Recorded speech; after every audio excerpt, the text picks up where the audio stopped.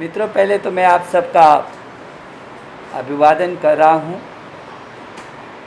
Corona की इस महामारी के बीच पहली बार हम लोग मिल रहे हैं। परिस्थितियाँ ऐसी रही कि आप सब लोग और हमारे बीच दूर दूर तक का ही संवाद बना रहा है। आज पहली बार आमने सामने हम लोग मिल रहे हैं, तो सबसे पहले तो मैं आपका अभिवादन कर रहा हूँ, आपका मैं स्वागत कर रहा हूँ। भारत के यशस्वी प्रधानमंत्री श्री नरेंद्र मोदी जी की अगुवाई में देश विभिन्न क्षेत्रों में लगातार आगे बढ़ रहा है। देश की आज़ादी के बाद एक के बाद एक तमाम ऐसे निर्णय नरेंद्र मोदी जी ने लिए हैं जिसकी देश बहुत लंबे समय से अपेक्षा कर रहा था। उसमें छटपटाहट थी और भारत के उन्नयन में, भारत के गरीब हों, पिछड़े हों, दलित हों, अनुसूचित जाति हो, अल्पसंख्यक हो, किसी जाति, धर्म, वर्ग, भेद, जो विभिन्न क्षेत्रों के लोगों के समग्र उत्थान की दिशा में जो बहुत महत्वपूर्ण कदम उठाए, उसमें एक किसानों के हितों में भी उठाए गए कदम हैं। इस सरकार पर पिछली बार लोकसभा में कहा कि सब कुछ किसानों को दे देना चाहती है। जो लोग लोकसभा में ये कह रहे थे कि सब कुछ भाई ये सरकार किसानों को देना चाहती है, वही वर्तमान में केवल विरोध के लिए विरोध करके किसानों के हितैषी ऐसे बहुत महत्वपूर्ण बिलों का विरोध कर रही है। और इसलिए पूरे देश के अंदर कांग्रेस का वो दोगला चरित्र जो हमेशा और हमेशा से उसने अपनाया, जिसके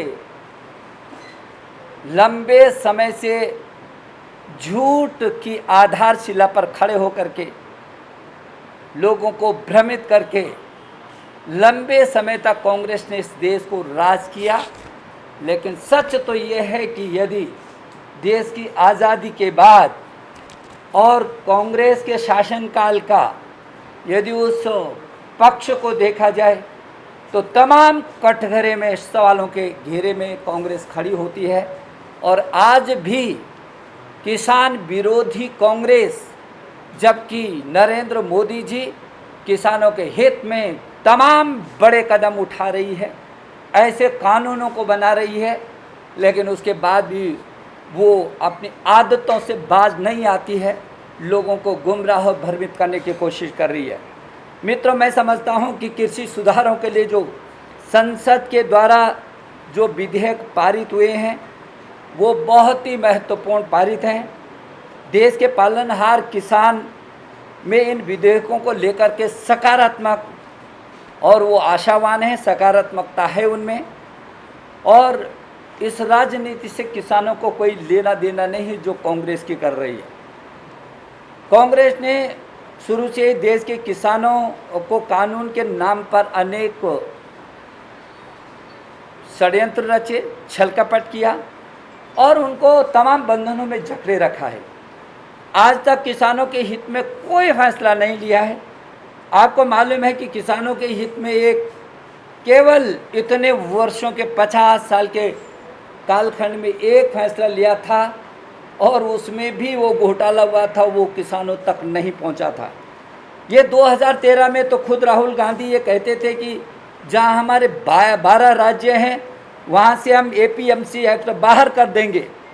ये तो एपीएमसी एक्ट को भी बाहर करने की बात कर रहे थे, लेकिन हमारी गवर्नमेंट ने एपीएमसी एक्ट को नहीं बदला, बल्कि और किसानों को मजबूती दी, जिसमें किसान और ताकत के साथ कैसे खड़ा हो सकता है। और इसलिए जो सुधारों की बात करती थी कांग्रेस, एक भी उदाहरण कांग्रेस नहीं दे सकती है जिसमें वो ये कहे कि इतने वर्षों के बाद उसने किसानों के सुधार में इतने महत्वपूर्ण कोई ऐतिहासिक फैसला लिया हो, कोई कदम उठाए हो। ये कांग्रेस और जो दूसरे दलों के लोग किसानों को भड़काने की कोशिश कर रहे हैं। ये कहते हैं कि विधेयक के जरिए ये जो एमएसपी है इसकी व्यवस्था ख़त्म कर दी जाएगी। आपने एक्ट पढ़ा होता तो पता तो चलता कहाँ एपीएमसी को ख़त्म किया जा रहा है। एपीएमसी तो एमएसपी जो पहले था उस एमएसपी को और बढ़ोतरी वर्षवार की गई और ऐतिहासिक की गई। पहली बार ऐसा लगेगा कि जो एमएसपी की जो व्यवस्था थी वो भारतीय जनता पार्टी की सरकार ने, नरेंद्र मोदी जी की नेतृत्व वाली सरकार ने उसको और सशक्त किया है। मैं ये समझता हूँ कि कृषि सुधार विधेयकों के तहत कहा गया कि नए मंडियों को ख़त्म किया जाएगा। मंडियों को कोई ख़त्म नहीं किया जाएगा, बल्कि किसानों को और मजबूत किया जाएगा। किसानों को अपनी उपज को उपयुक्त मूल्य में कहीं भी बेचने के लिए ये कानून है। उसको बंधनों से मुक्त करने का ये कानून है। और वो जो मंडियों में आता था, मंडी ख़त्म नहीं की जा रही है, मंडी यथावत रहेंगी।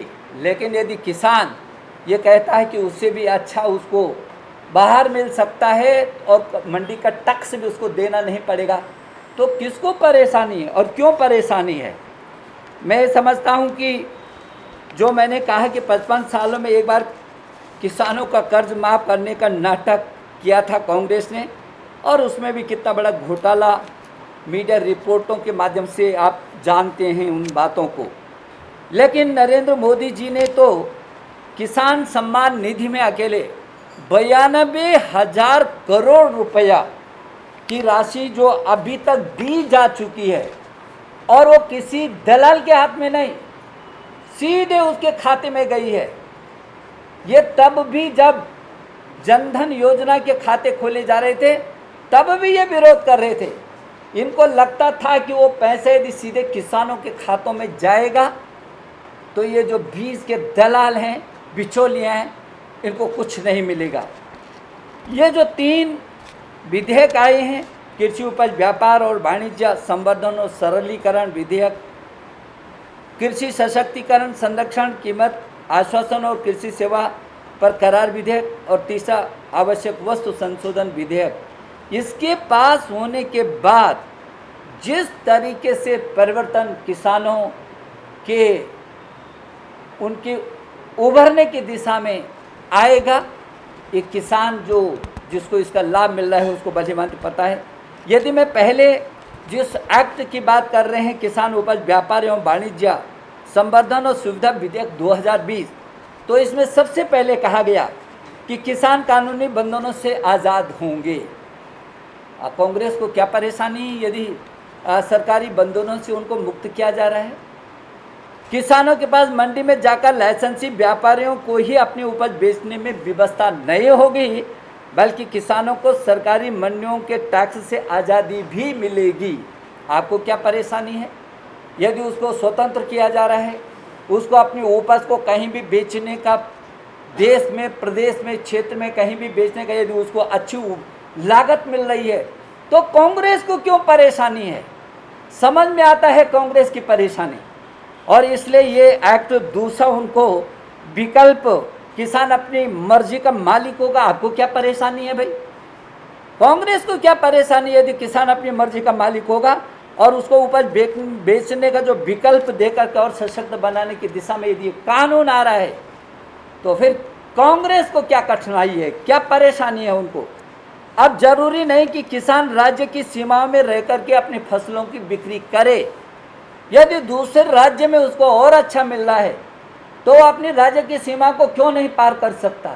जरूर करेगा। किसान को पूरी आज़ादी दी गई है इस बिल में।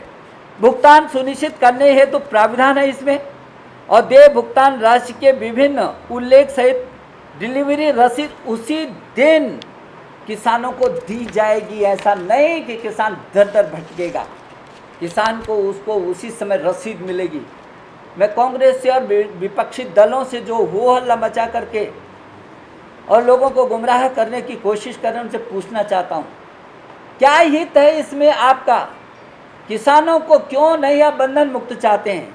केंद्र सरकार के किसी भी केंद्रीय संगठन के माध्यम से किसानों की उपज के लिए मूल्य जानकारी और मंडी आसूचना प्रणाली विकसित की जा रही है। कोई विवाद होने पर निपटारे के लिए बोर्ड भी गठित करेंगे और न केवल बोर्ड गठित होगा, वो 30 दिन के अंदर उस विवाद का निस्तारण करेगा। ये भी समय की अवधि सुनिश्चित है। तो यदि किसी प्रकार की कोई कठिनाई किसान के सामने आती है तो वो बोर्ड के सामने जाएगा और 30 दिन के अंदर अंदर उस बोर्ड को फैसला लेना पड़ेगा। किसान अब बिक्री लाभदायक मूल्यों पर करने से संबंधित चयन की सुविधा का भी लाभ ले सकेगा। देश में प्रतिस्पर्धी डिजिटल व्यापार के माध्यम से वो काम कर सकेगा और पारदर्शिता से भी काम कर सकेगा। तो किसानों को जो लाभकारी मूल्य प्राप्त करने का जो उद्देश्य में उसकी आय में सुधार करने का जो ये विधेयक है, ये तो आमूलचूल परिवर्तन करेगा किसानों की आय को बढ़ाने की दिशा में। और जो दूसरा विधेयक है, इसी के साथ साथ जो कृषि सशक्तिकरण व संरक्षण, कीमत आश्वासन और कृषि सेवा पर करार विधेयक 2020 है, उसमें भी एक के बाद एक ऐसे महत्वपूर्ण निर्णय लिए थे। ये अपने चुनाव के घोषणा पत्र में कांग्रेस ने कहा कि वो ये काम करेगी। यदि कांग्रेस के चुनाव घोषणा पत्र में आप देखेंगे तो कहती है ये काम करेगी, और जब भारतीय जनता पार्टी की गवर्नमेंट नरेंद्र मोदी जी की अगुवाई में ये काम करती है तो लोगों को गुमराह करते हैं। ये विधेयक 2020 का कहता है, ये कृषक और कृषि सेवा कर करार विधेयक ये कहता है कि रिसर्च और डेवलपमेंट को पूरी ताकत के साथ आगे बढ़ाया जाएगा। अरे जब तक शोध नहीं होगा, अनुसंधान नहीं होगा, तब तक कैसे करके हमारी बढ़ोतरी हो सकती है। उच्च और आधुनिकी तकनीकी की इनपुट ले जाएंगे और अन्य स्थानीय एजेंसियों के साथ साझेदारी में मदद की जाएगी। अनुबंधित किसानों को किसी प्रकार के कृषि उपकरणों की सुविधाजनक आपूर्ति की जाएगी। जब आप उसके उपकरणों की आपूर्ति करेंगे तभी तो वो बढ़ेगा। क्रेडिट या नगद पर समय से और गुणवत्ता वाले कृषि आदानों की आपूर्ति की जाएगी, ये भी इसमें सुनिश्चित किया जा रहा है। जबकि शीघ्र वितरण और प्रत्येक व्यक्तिगत अनुबंधित किसान से परिपक्व उपज की खरीद भी सुनिश्चित इसमें की जा रही है। अनुबंधित किसान को नियमित और समय पर भुगतान हो, ये भी इस एक्ट का हिस्सा हो रहा है। कोई कोर कसर नहीं छोड़ी, हर कोने से सही लॉजिस्टिक सिस्टम और वैश्विक विपणन मानकों का भी इसमें पूरा ध्यान रखा गया है कि वैश्विक मानकों पर भी वो कैसे करके उभर सकता है। तो ये 7-8 महत्वपूर्ण बिंदु उस दूसरे विधेयक में है। और जो तीसरा है इसके साथ जुड़ा है आवश्यक वस्तु संशोधन विधेयक 2020। इस विधेयक के माध्यम से कृषि क्षेत्र में संपूर्ण आपूर्ति श्रृंखला को और मजबूत बनाया जा सकेगा। किसान मजबूत होगा, निवेश को और ज़्यादा बढ़ावा मिलेगा। इससे उत्पादन सीमा, आवाजाही, वितरण और आपूर्ति की वो आज़ादी मिलेगी और बिक्री की अर्थव्यवस्था को निश्चित रूप में ये तेज़ी से और आधारशिला उसकी बढ़ाएगा। अब यदि आप देखेंगे कि ये मोदी सरकार के यदि इस बीच मोटा मैं बहुत लंबी चौड़ी बात न करूं तो कैसे ऐतिहासिक फैसले और उपलब्धियां हैं। 2009-10 से ये यूपीए के समय कृषि का बजट केवल 12,000 करोड़ था। आज नरेंद्र मोदी जी की सरकार में ये बजट 34,000 करोड़ है। कहाँ 12,000 करोड़ था और आज 34,000 करोड़ है। कितना अंतर है बता सकेंगे राहुल जी आप कि यह अंतर आया है? आपको समझ में आना चाहिए था। किसान सम्मान निधि योजना में आज तक 92,000 करोड़ किसानों के खाते में सीधा गया है। वो बताएं 55 सालों में उन्होंने किसानों के खातों में टोटल कितना पैसा गया। और जैसे मैंने बताया कि एक बार केवल 55 सालों में एक छोटा सा निर्णय लिया और उसमें भी घोटाला कर दिया। तीसरा, मैं समझता हूं कि मोदी सरकार द्वारा 10,000 नए एफपीओ बनाए गए हैं जिस पर 6,850 करोड़ रुपए खर्च किए गए हैं। ये है इसके संगठन की मजबूती कि हमने बोला नहीं, उसको करने का काम भी किया है, उसको प्रमाण दिए हैं। आत्मनिर्भर पैकेज के तहत कृषि के लिए 1 लाख करोड़ रुपए की घोषणा की। ये जो प्रधानमंत्री का जो आत्मनिर्भर भारत की जो घोषणा थी, उसमें अकेले किसानों के लिए 1 लाख करोड़ की उसमें घोषणा हुई है, जिसमें तमाम प्रकार के कृषि उत्थान की दिशा में निर्णय लिए गए हैं। किसानों के लोन के लिए पहले 8 लाख करोड़ रुपया था और इस समय उस 8 लाख करोड़, वो जो यूपीए की सरकार ने 8 लाख करोड़ केवल इतने वर्षों में, अधिकतम उनकी ये सीमा थी, आज 15 लाख करोड़ मोदी जी की गवर्नमेंट में। जमीन और आसमान का अंतर है। मोदी सरकार ने स्वामीनाथन कमेटी, कितनी मांग थी किसानों की कि स्वामीनाथन कमेटी की सिफारिशों को लागू होना चाहिए, क्यों नहीं किया? मैं सवाल करता हूं कांग्रेस से, आप कितने वर्षों में जो उनसे समर्थित और दल हैं, आपने तो इतने वर्षों तक जो है सरकार चलाई, स्वामीनाथन कमेटी की कब सिफारिशें आ गई थी?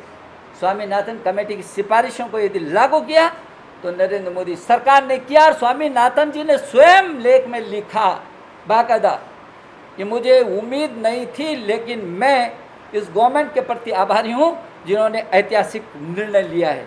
तब तो आपने कुछ नहीं किया।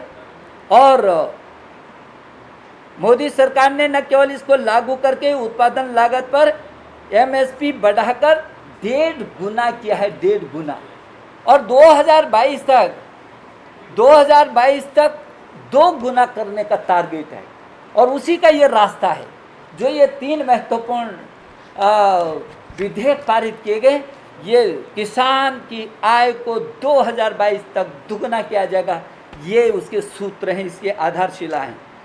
प्रधानमंत्री मानधन के तहत जो 60 वर्ष की आयु होने पर न्यूनतम 3,000 रुपये माह पेंशन, कभी किसान ने सोचा होगा?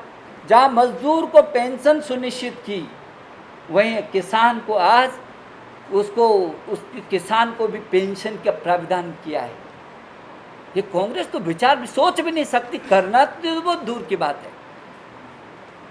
एमएसपी के भुगतान की बात करें तो मोदी सरकार ने 6 साल में 7 लाख करोड़ रुपए किसानों को भुगतान किया है। 7 लाख करोड़। आप पीछे से उठाकर देखिए, 3 लाख, 3.25 लाख, 3.5 लाख, ये 7 लाख। यदि उन्होंने तमाम 55 सालों में केवल वहाँ पर यात्रा थी, और आज यदि उसको भी न्यूनतम समर्थन मूल्य को यदि तब से लेकर आज तक दुगना किया जा रहा है, तो क्या दिक्कत है कांग्रेस को? क्यों परेशान हैं आप? क्योंकि किसानों को आज तक गुमराह करते रहते थे, उनके वोटों पर डकैती मारने की कोशिश करते थे, और इसलिए ये परेशानी है कांग्रेस को। कितना झूठ बोला जा रहा है। पहले किसानों का न्यूनतम समर्थन मूल्य न देने के लिए ये बिल है। आपको तो मालूम है कि इनको न केवल समर्थन मूल्य मिलेगा, बल्कि उनको खुली आज़ादी भी मिलेगी। न्यूनतम समर्थन मूल्य तो मिलेगा ही मिलेगा, उसके आगे जाकर यदि उनको ज़्यादा बढ़ी हुई दर पर मिल रहा है और कहीं भी मिल रहा है तो वो स्वतंत्र है। ये कहा जा रहा है मंडियों को अब ख़त्म हो जाएंगी। मैं कहना चाहता हूँ मंडियाँ भी बिल्कुल व्यवस्थित रहेंगी, वैसी रहेंगी। और किसान विरोधी है, मैंने ये सारे के सारे, यदि 1 नेशन 1 मार्केट यदि कहा है और उसको राज्य की सीमाओं से भी बाहर निकाला है, बंधनों से मुक्त किया है, तो आपको क्या परेशानी? ये किसान विरोधी हो गया। यदि उनको मकर जाल में फंसा रखा था आपने किसान को, यदि उस मकर जाल से बाहर निकाला है किसान को, उसको आज़ादी दी, स्वाधीनता दी, उसको रास्ता दिया है, और उसकी मदद के लिए पीछे से गवर्नमेंट चट्टान की तरह खड़ी है, तो ये किसान विरोधी हो गया। आप ठीक कर रहे थे, 50-55 सालों में आपने कुछ नहीं किया, केवल छल और कपट किया है। ये कहा जा रहा है कि बड़ी कंपनियों के साथ करार करके और उनकी ज़मीनों को हड़प दिया जाएगा। ये बड़ी कंपनियों के साथ यदि करार होगा तो उसकी फसल का करार होगा, उसकी ज़मीन का करार नहीं होगा। और दूसरी चीज़, उसको पूरी सुविधा दी है, वो कभी भी अपने करार को हटा सकता है। उसको लगेगा ये कंपनी ठीक नहीं कर रही तो अपने करार से हट सकता है, उसकी भी व्यवस्था है। और यदि उसको क्षति होगी तो उसकी क्षति की पूर्ति उसको पूरी करनी पड़ेगी। ऐसा नहीं कि किसान को क्षति हो रही है तो वो कंपनी जो है भाग जाएगी, ऐसा नहीं हो सकता। यदि उसका कोई करार है तो उसका पूरा पालन ही नहीं होगा, बल्कि किसान के हित में हर कदम पर उसको खड़ा रहना पड़ेगा। कि कहा जा रहा है कि किसान पूरी तरीके से जो पूंजीपतियों हैं उसमें आ जाएगा। ये पूंजीपतियों ने तो आज कर रखा है, जिन्होंने मकर जाल में किसानों को बांध रखा है। अब तो मुक्त होगा किसान और गवर्नमेंट उसके साथ है। और इसलिए मैं ये समझता हूँ कि राज्यों में किसान जो सफलतापूर्वक बड़ी कंपनियों के साथ कर रहे हैं, अब छोटे किसान को भी उसका मौका मिलेगा। ये कांग्रेस को मैं ये कहना चाहता हूँ, ये उन्होंने देखा, यदि इसको उन्होंने राहुल जी आपने और आपकी पार्टी में देखा होता तो शायद आप गलत तरीके से, जिसको किसान पूजा करता है, जिन उपकरणों की, उस किसान के सम्मान के साथ आप अपमानजनक बर्ताव करके और उस पर आग नहीं लगाते। आप किसान को नहीं समझते, आप किसान की मनस्थिति को नहीं समझते।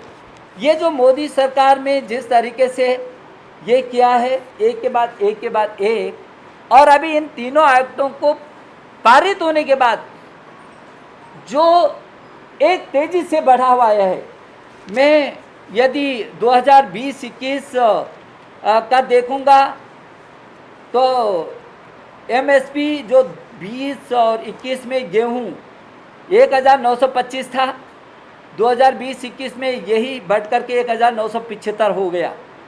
106% की वृद्धि हुई है। यदि जो का एमएसपी देखा जाए तो जहां 20 और 21 में 1525 था, वहां अब 21 और 22 में 1600 होगा। 65% की वृद्धि होगी।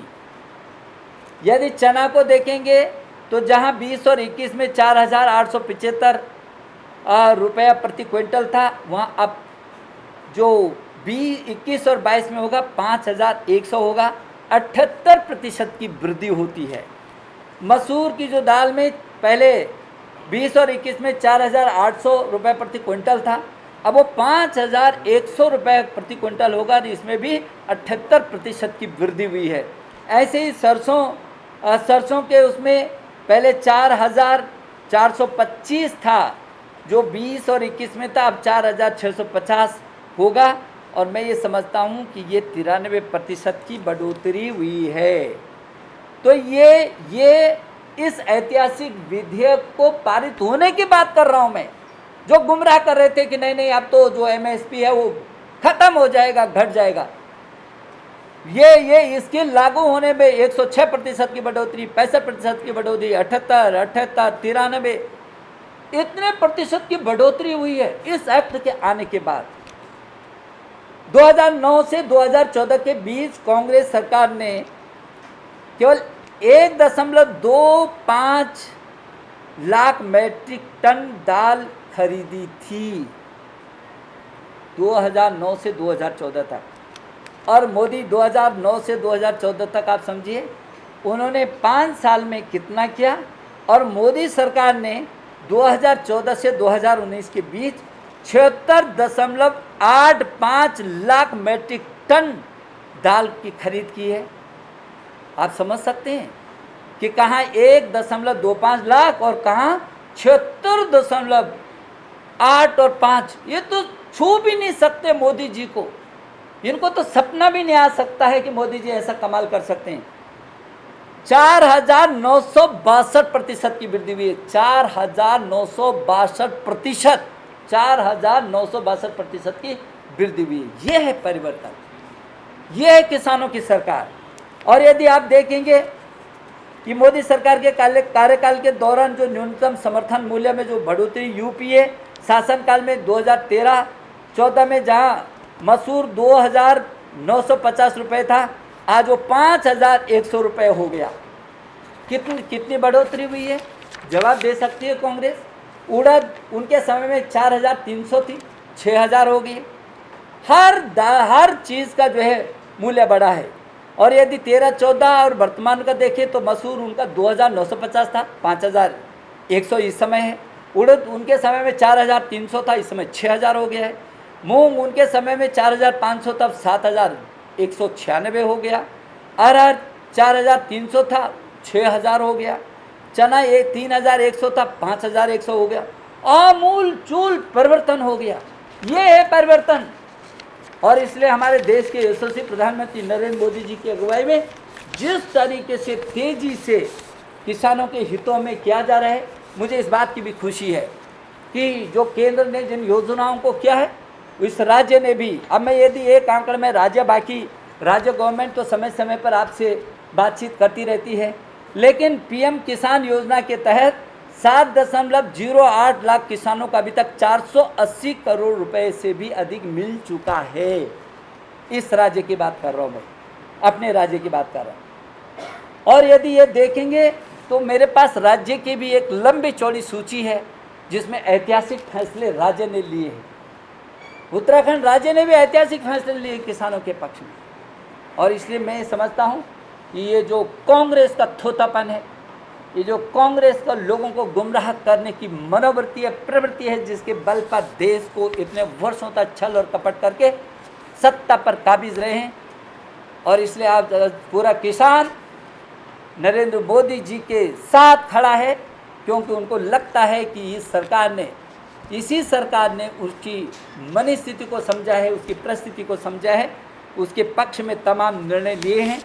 और आज जो पूरे देश भर में किसानों के हित में जो ये विधेयक पारित हुए हैं, निश्चित रूप में जो आत्मनिर्भर भारत, जो हमारे देश के प्रधानमंत्री ने एक नए भारत की, एक ऐसा 21वीं सदी का भारत जो स्वर्णिम भारत होगा, ऐसा भारत जो स्वच्छ भारत होगा, स्वस्थ भारत होगा, समृद्ध भारत होगा, सशक्त भारत होगा, जो भारत आत्मनिर्भर भारत होगा, श्रेष्ठ भारत होगा, उसकी ये जो आधारशिला है, वो चाहे नई शिक्षा नीति उसकी 21वीं सदी के स्वर्णिम भारत की ओर ले जाने का आधारशिला हो, और चाहे वो किसानों के हितों में ये बहुत महत्वपूर्ण ये निर्णय लेने का रहा हो। ये मोदी सरकार की ऐतिहासिक उपलब्धियां हैं। और मैं आपके माध्यम से उत्तराखंड के किसानों को बहुत बधाई देना चाहता हूं। उनके हितों में भी बहुत सारे केंद्र ने निर्णय लिए हैं, उनके हितों में भी बहुत सारे राज्य सरकार ने निर्णय लिए हैं। निश्चित रूप में हम किसान के पीछे ताकत के साथ खड़े हैं, क्योंकि हम उसको अन्नदाता कहते हैं। वो इस देश को पालता है। और जिस तरीके से जय जवान जय किसान का नारा लाल बहादुर शास्त्री जी ने दिया था, जय विज्ञान का नारा आदरणीय अटल बिहारी वाजपेयी जी ने दिया था, हमारे देश के वर्तमान प्रधानमंत्री ने जय अनुसंधान का नारा दे करके और इस पे अनुसंधान करके पूरी दुनिया में अपनी ताकत को और मजबूत करना और किसानों के माध्यम से किसानों को सशक्त करके 2022 तक उनके जो दुगना आय करना, ये इसका लक्ष्य है। आपके प्रति मैं बहुत बहुत धन्यवाद और आभार आपका।